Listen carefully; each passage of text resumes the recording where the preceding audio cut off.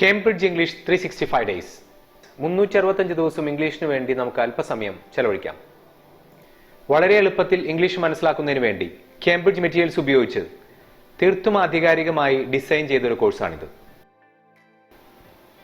ഒരു വലിയ സെന്റൻസിന്റെ മീനിങ് എങ്ങനെ നമുക്ക് മനസ്സിലാക്കാൻ പറ്റും എന്നുള്ളതാണ് ഇന്നത്തെ വീഡിയോയിൽ നമ്മൾ മനസ്സിലാക്കാൻ പോകുന്നത്. കുറച്ച് അഡ്വാൻസ് ലെവൽ കാര്യമാണ് ഞാൻ പറയാൻ പോകുന്നത്, എങ്കിലും നമ്മളിത് നിർബന്ധമായും കേൾക്കണം. വീഡിയോയുടെ അവസാനം നിങ്ങൾക്ക് വേണ്ടി ഒരു സ്പെഷ്യൽ ക്വസ്റ്റ്യൻ ഉണ്ടായിരിക്കും. PDF ഫയൽസോ ബുക്സോ വാങ്ങാൻ ആഗ്രഹിക്കുന്നവർ ഈ നമ്പറിലാണ് വിളിക്കേണ്ടത്. മാഗസിൻസ് വായിക്കുന്ന സമയത്തോ അല്ലെങ്കിൽ എന്തെങ്കിലും ആർട്ടിക്കിൾസ് ഒക്കെ വായിക്കുന്ന സമയത്ത് നമുക്ക് ലെങ്ത് കൂടുതലുള്ള സെന്റൻസുകൾ കാണാൻ സാധിക്കും. അത്തരം സെന്റൻസുകൾ കാണുമ്പോൾ നമുക്ക് ആകെ കൺഫ്യൂഷൻ വരും. അതിന്റെ മീനിങ് മനസ്സിലാക്കാൻ നമുക്ക് വളരെ ബുദ്ധിമുട്ട് വരും. അതൊന്ന് എളുപ്പത്തിൽ മനസ്സിലാക്കുന്നതിന് വേണ്ടിയിട്ടുള്ള ഒരു ട്രിക്കാണ് ഞാൻ പറയാൻ ഉദ്ദേശിക്കുന്നത്. Whether you agree with me or not makes little difference to our investors who, by the way, are the ones most affected by whatever mistakes we make. ആകെ ഒരു കൺഫ്യൂഷനാണ് നമ്മളിത് കേൾക്കുമ്പോൾ തന്നെ. നമ്മൾ ചെയ്യേണ്ട കാര്യം എന്ന് വെച്ചാൽ ഫസ്റ്റ് തന്നെ ഇതിനൊന്ന് സ്ലോയിൽ വായിക്കണം.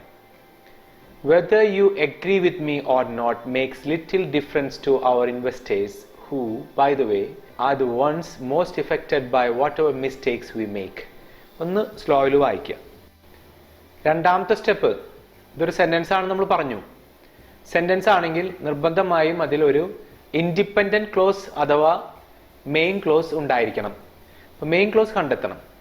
അപ്പം അതിന് നമ്മൾ തിയറി മനസ്സിലാക്കിയേ പറ്റൂ. ചെറിയ ചെറിയ സെന്റൻസുകൾ നമുക്ക് എളുപ്പത്തിൽ മനസ്സിലാക്കാൻ പറ്റും, തിയറി ഇല്ലെങ്കിലും മനസ്സിലാക്കാൻ പറ്റും കുറേയൊക്കെ.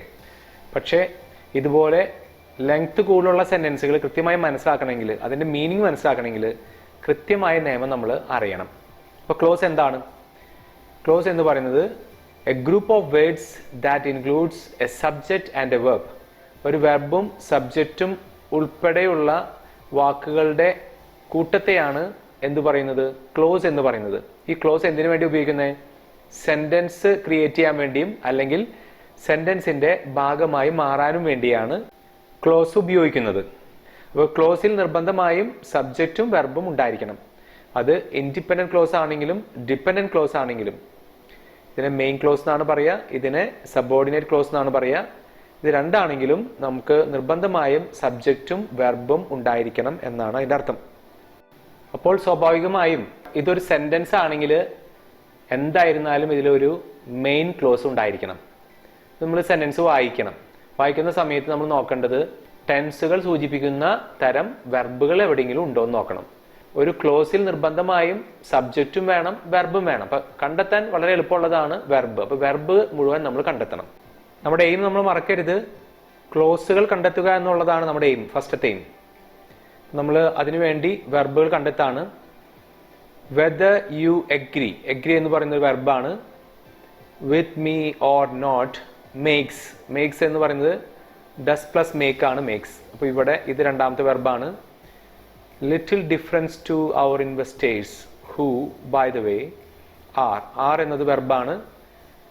Once most affected by whatever mistakes we make എന്ന് പറയുന്നത് വെർബാണ്. അപ്പോൾ വെർബ് ഒന്ന് കളർ ചേഞ്ച് ചെയ്ത് വെച്ചിട്ടുണ്ട്. നമ്മുടെ എയിം ഒന്നും കൂടിയും പറയുന്നു, മെയിൻ ക്ലോസ് കണ്ടെത്തുക എന്നതാണ് നമ്മുടെ എയിം. ഏത് വെർബിനോട് കണക്ട് ചെയ്തിട്ടാണ് മെയിൻ ക്ലോസ് വരുന്നത് എന്നാണ് നമ്മൾ നോക്കേണ്ടത്. അപ്പം നമ്മളിവിടെ ഈ വെർബ് നോക്കുകയാണെങ്കിൽ ഈ എഗ്രി എന്നതിന് മുമ്പ് യു ഉണ്ട്, പക്ഷെ ഒന്ന് വായിച്ചു നോക്കണം. Whether you agree with me or not makes. അപ്പോൾ അടുത്ത വെർബ് ഇവിടെ വരുന്നുണ്ട്. അപ്പോൾ അതിനുള്ളിൽ നമുക്ക് ഈ ഒരു സെന്റൻസ് പൂർത്തിയാകുന്നില്ല. ഇനി രണ്ടാമത്തെ വെർബിലേക്ക് പോയി നോക്കാം. മേക്സ് എന്നതിന് മുമ്പ് സബ്ജക്റ്റ് കണ്ടെത്തണം. ഇതിന്റെ സബ്ജക്റ്റ് നോക്കുമ്പോൾ ഈ സെന്റൻസ് മുഴുവൻ ഇവിടം മുതൽ ഇവിടം വരെയാണ് അതിന്റെ സബ്ജക്റ്റ് എന്ന് നമുക്ക് മനസ്സിലാക്കാൻ പറ്റും. കാരണം എന്താ? It makes little difference. ആ ഇറ്റ് എന്ന പൊസിഷനിലാണ് എന്ത് വരുന്നത്? Whether you agree with me or not, നിങ്ങൾ സമ്മതിക്കുന്നുണ്ടോ ഇല്ലയോ എന്നത്, ആ സംഭവം it makes little difference to our investors. അപ്പോൾ ക്ലിയർ ആയിട്ട് നമുക്ക് മനസ്സിലാക്കാൻ പറ്റും ഇതാണ് മെയിൻ ക്ലോസ്. കാരണം എന്താ? സബ്ജക്റ്റ് ഉണ്ട്, വെർബുണ്ട്, ഇവിടം വരെ. ഇവിടെ ഒരു ഫുൾ സ്റ്റോപ്പ് ഇടുകയാണെങ്കിൽ നമുക്കിതിന്റെ മീനിങ്ങും നമുക്ക് ക്ലിയർ ആണ്. വേറെ ഇനി ഒരു സെക്ഷൻ വേണ്ട അതിന്റെ മീനിങ് കിട്ടാൻ വേണ്ടിയിട്ട്. Whether you agree with me or not makes little difference to our investors. അതൊരു ഫുൾ സെന്റൻസ് ആണ്. നിങ്ങൾ സമ്മതിക്കുന്നുണ്ടോ ഇല്ലയോ എന്നുള്ളത് നമ്മുടെ ഇൻവെസ്റ്റേഴ്സിനെ സംബന്ധിച്ചോളം അധികം ഡിഫറൻസ് ഉണ്ടാക്കുന്ന ഒരു സംഭവമല്ല. ഇപ്പം മെയിൻ ക്ലോസ് നമ്മൾ കണ്ടെത്തി കഴിഞ്ഞു. ഇനി നമ്മൾ അതിന്റെ കണ്ടിന്യൂവേഷൻ നോക്കാണ്.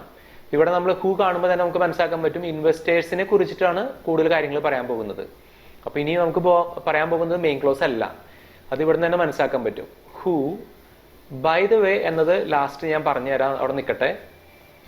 ഹൂ ആർ ദ വൺസ്, ഇവിടെ നമുക്കൊരു ചെറിയ സ്പെല്ലിംഗ് മിസ്റ്റേക്ക് ഉണ്ട് കേട്ടോ. ഇത് വൺ എന്നതിന്റെ പ്ലൂറൽ ഫോം ആയിട്ടാണ് വരുന്നത്. അപ്പൊ വൺ കഴിഞ്ഞിട്ട് എസ് എത്തണം, വൺസ്. ഇതിവിടെ പ്രോനൗൺ ആയിട്ടാണ് വരുന്നത്. ഇപ്പൊ ഇൻവെസ്റ്റേഴ്സിനെ കുറിച്ചാണ് പറയുന്നത്. അപ്പൊ ഇവിടെ ബൈ ദ വേ എന്നുള്ളത് അവോയ്ഡ് ചെയ്തിട്ടൊന്ന് വായിച്ചു നോക്കാം. Investors who are the ones most affected by whatever mistakes we make. നമ്മൾ വരുത്തുന്ന മിസ്റ്റേക്സ് കാരണം ഇഫക്റ്റഡ് ആകുന്ന ഇൻവെസ്റ്റേഴ്സ് എന്നാണ് ഇതിൽ സൂചിപ്പിച്ചിരിക്കുന്നത്. ആ ഇൻവെസ്റ്റേഴ്സിന് നിങ്ങൾ സമ്മതിക്കുന്നുണ്ടോ ഇല്ലയോ എന്നുള്ളത് വലിയ ഡിഫറൻസ് വരുത്തുന്ന സംഭവമല്ല എന്നുള്ളതാണ് ഇവിടെ പറഞ്ഞിരിക്കുന്നത്. അപ്പോൾ ഇതിന് വേണമെങ്കിൽ നമുക്ക് 2 സെന്റൻസ് ആയിട്ട് മാറ്റാൻ പറ്റും.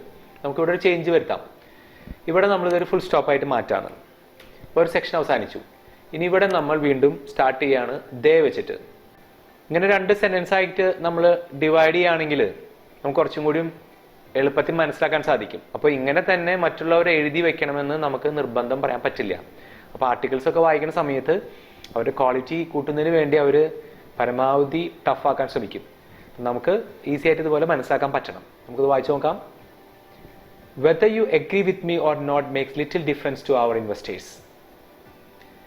They are the ones most affected by whatever mistakes we make. ഇങ്ങനെ 2 സെന്റൻസ് ആയിട്ട് ഇതിനെ ഡിവൈഡ് ചെയ്യുകയാണെങ്കിൽ നമുക്ക് കുറച്ചും കൂടി എളുപ്പമായിരിക്കും. നമ്മൾ ആ സെന്റൻസിൽ കണ്ട ബൈ ദ വേ എന്നത് ഒരു ഇഡിയമാണ്. അതെന്തിനാണ് ഉപയോഗിക്കുന്നതെന്ന് കൃത്യമായി ഇവിടെ എഴുതിയിട്ടുണ്ട്. It is used to introduce a comment or question that is not directly related to what you been talking about. സംസാരിച്ചുകൊണ്ടിരിക്കുന്ന ഒരു കാര്യത്തിൽ നിന്നും വ്യത്യസ്തമായിട്ടുള്ള ഒരു ക്വസ്റ്റ്യനോ അല്ലെങ്കിൽ ഒരു കമന്റോ പറയുന്ന സമയത്ത് ഉപയോഗിക്കുന്ന ഒരു ഇഡിയമാണ് ബൈ ദ വേ. ഇത് ഇവിടെ മീനിങ്ങിൽ ഉൾപ്പെടില്ല. Investors who are the ones അങ്ങനെയാണ് പോകുന്നത്.